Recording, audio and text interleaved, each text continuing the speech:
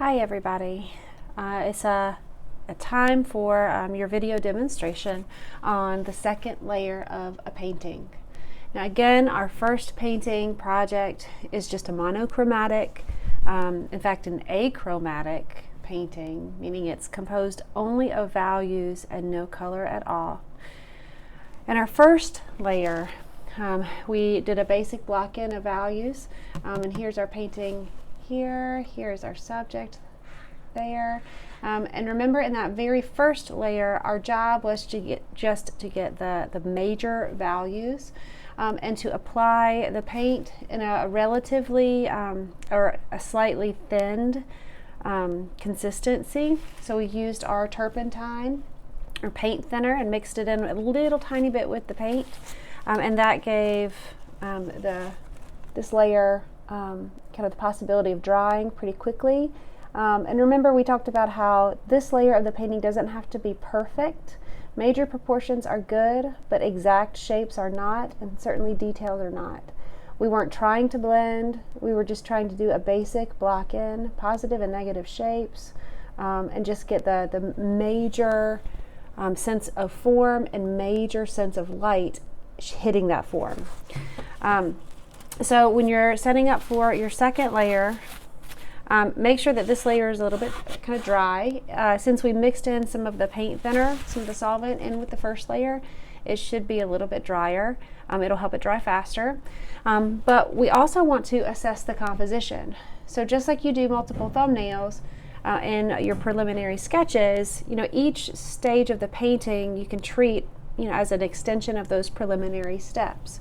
So in this composition, something I actually noticed is that it ended up being a little bit higher on the picture plane than what I was planning for.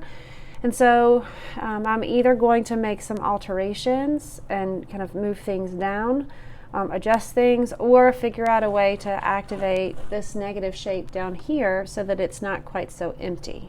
Like, it doesn't make sense for there to be so much space down here and so little space up here, So, and also I want to make sure I don't get a sheared edge here. That wasn't in my sketch, but when I was painting it, something got a little bit skewed. Your second layer of the painting is going to be a great time to address many of those things. So the second layer of painted information is like this step in our example that I've been working from. You can see we begin to add in a little bit more variation than step 2. We begin to push darker darks within some of the shadow areas. We also begin to refine some of the major shapes. We address structural soundness, making sure things are definitely symmetrical. And in some cases, we can even start adding in some transitional tones, giving the effect of a gradation from one value to the next. Okay. So in this second layer, there are many things that are similar to our first layer. One, we are still going to always, in every layer, work from the background to the foreground. That's always what we'll do. Every single time you make a painting, it goes background first, and then you work your way to the foreground. Like I mentioned just a second ago, we're going to refine our shapes, not get details, but just our basic shapes, making sure our ellipses and our perspective are correct. We're mostly going to do that as we paint our negative shapes. We can kind of skim off of or trim some areas off of the objects, and then shape things a little bit more as we paint the positive shapes. We're also going to push darks. So no pure white on this painting is allowed yet. Even if you think you see something that is pure white somewhere in your subject, no pure white. Okay? One, you're probably not going to have pure white anywhere in the composition. Two, it's way too early to even think about getting so light. Okay? You want to save that until the very end, because once you push it really light, it's very hard to allow yourself or give yourself permission to get darker again. People, artists, students, professionals, we tend to have a little bit more hesitation, or a lot more hesitation, making things darker once we've lightened them than we do making things lighter once we've darkened them. So we start dark, we really embrace the darks, and then we build towards the light. In this next layer, we are not going to use any paint thinner at all mixed into the paint. So whereas in the first layer we used our solvent, and we mixed a little bit into the paint to help it move and kind of be fluid and to help it dry faster. The second layer we're using just pure paint. All right. So make sure that you have enough paint on your palette, because you're not going to be able to extend that paint with adding solvent. Okay. The reason that we can't add any solvent into the paint is because the solvent makes it dry much faster. And in painting, we want to make sure that our faster drying layers are underneath our slower drying layers. All right. It's also called fat, quote unquote, fat over lean. And I'll kind of emphasize that concept in class with y'all. So when I sat down to paint this demo, I had to mix a little bit more paint, or a good bit more paint actually. So I had to add some paint to the piles of paint I had mixed. You want to make sure that you always start with a clean palette. So you want to throw away your disposable palette paper from the last class, scoop off any paint that's still good. Take out your Tupperware container where you've been saving your fresh paint, put them back on the top, and then you can work with this whole big area for the duration of the painting. So I had to mix a good bit of new paint. A common question that I get is, how do I know how much paint to mix on my palette? And the answer is, I do not know. I don't know. How do you know the exact right amount to mix? And you don't. You just kind of get the gist of it with practice. So what I usually do is I mix much more paint than I think I'm going to need. Okay? Mix a lot more paint than you think you're going to need. And if you find that you're getting low on paint and you're running out of it, when you're painting, stop what you're doing and mix more paint. Don't try to add a paint thinner to it to make it go longer. Don't panic either. Just pause, take a deep breath, and mix your paint. All right. So the brushes, I just had them. The brushes that I'm going to use, there they are, for this layer are slightly smaller than the first layer.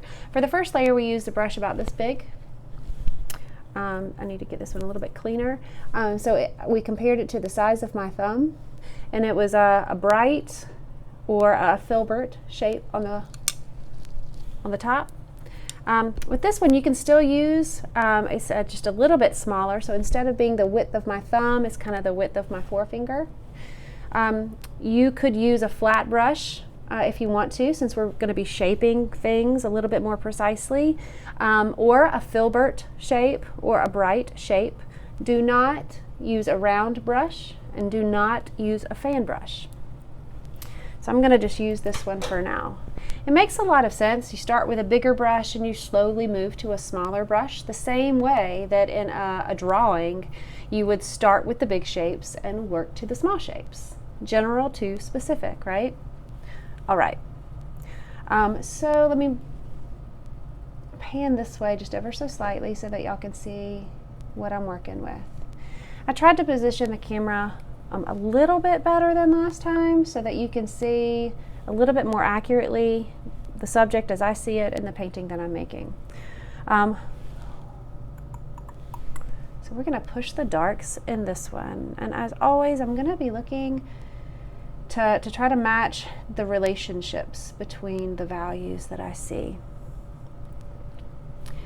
Now I'm only going to be putting the darks where I see them, and I'm only going to be putting the lights where I see them. I'm not ever going to paint one color over a whole area or one color over an entire object and then paint on top of that the darks and the lights. It doesn't work with oil painting very well, mostly because it dries so slowly. Okay, so here your pace will slow down just a little bit with this stage. Use your brush really like a tool. So to get that arch right underneath that spout, I was really rolling the brush in my fingertips, right? You don't just have to do it one way. We talked about that, I think, in the last lesson.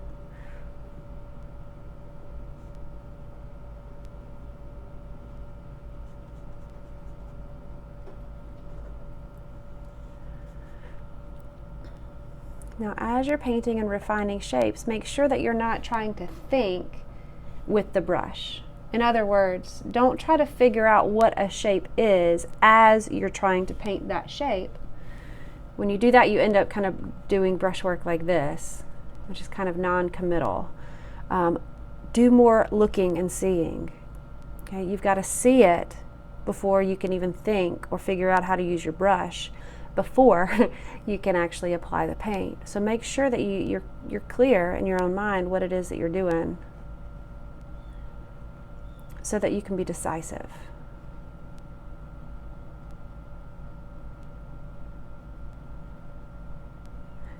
And then you can really use the shape of your brush to your advantage. Okay.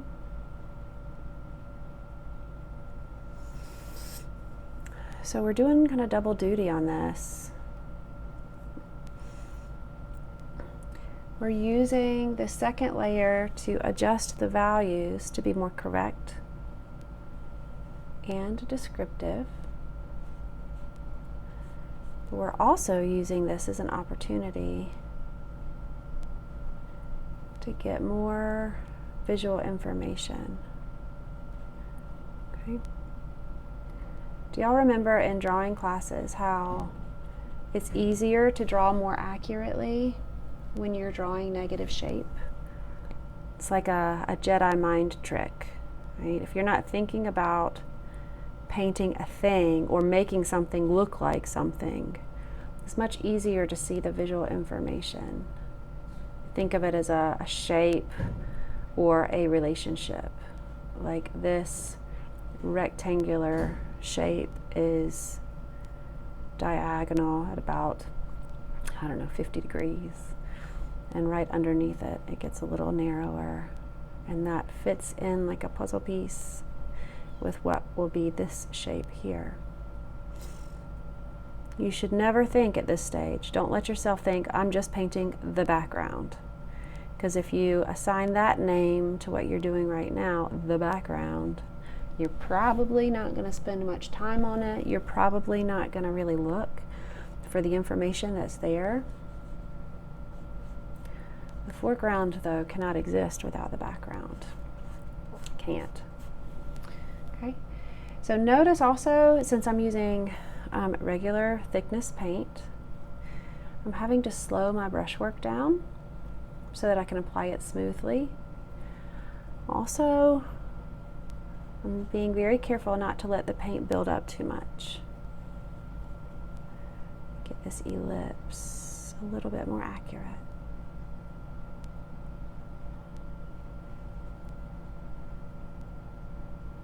I don't know, I feel like that's a little bit too big, to be honest. I'll check that in a bit. It would be great if this were too big in my painting because it's kind of getting close to that top edge, and I don't like that. I do not like sheared edges. Okay. So what I see is in that back plane, that background, I have a pretty dark here. It goes all the way back here.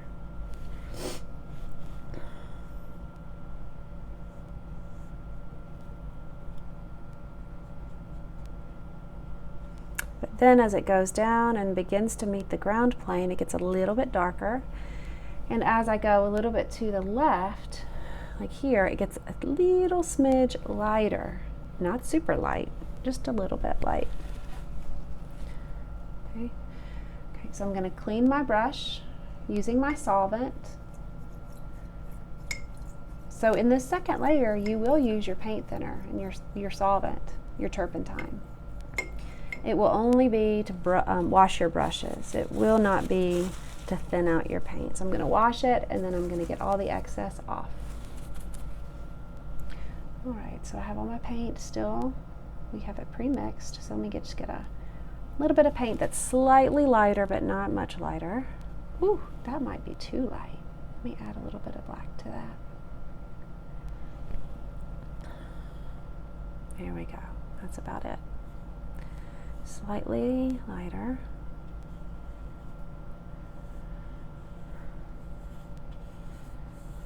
Put it over here.